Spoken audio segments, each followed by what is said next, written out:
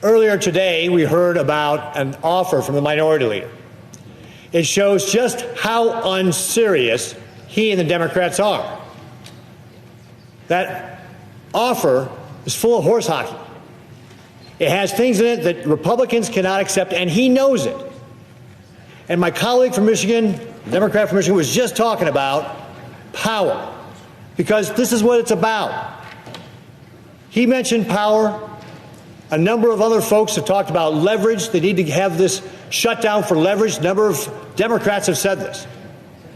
But what I'm here today is to talk about people, not leverage, not power, people, air traffic controllers.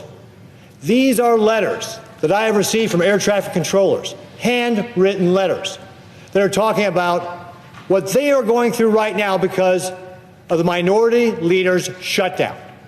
Let me just read you some of these. My wife suffers from a chronic autoimmune disease that without her medication would cripple her. Our monthly copay for her specialty medication is $2,800 a month. We have less than 2 weeks before her next round of medication is due. Our situation is not sustainable, even with pulling money from our savings. That from one of our air traffic controllers in Nebraska. Here's another one. Each shutdown gets harder than the last.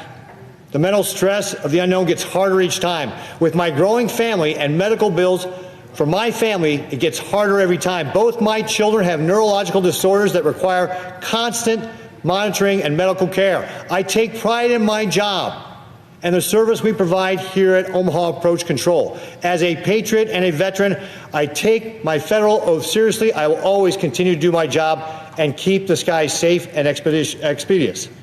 Or here's another one. Myself and my family, to include my 3-year-old daughter, are struggling to make ends meet. I now have to decide between putting food on the table, paying my mortgage, paying my car note, and many other things I need to survive. Are the Democrats deaf? Do they not hear from the people that they're putting in these situations? This is their shutdown. This is their Biden budget they're not voting for. They voted for this 4 times over the last 19 months, and now they won't because their far left wing tells them not to. We have patriots here who are suffering. Why don't they show some of the courage that these people are and stand up to their far left wing and vote for this bill so that at least the people who are working can get paid? Is that so much to ask? That we pay the people who are actually trying to keep the skies safe?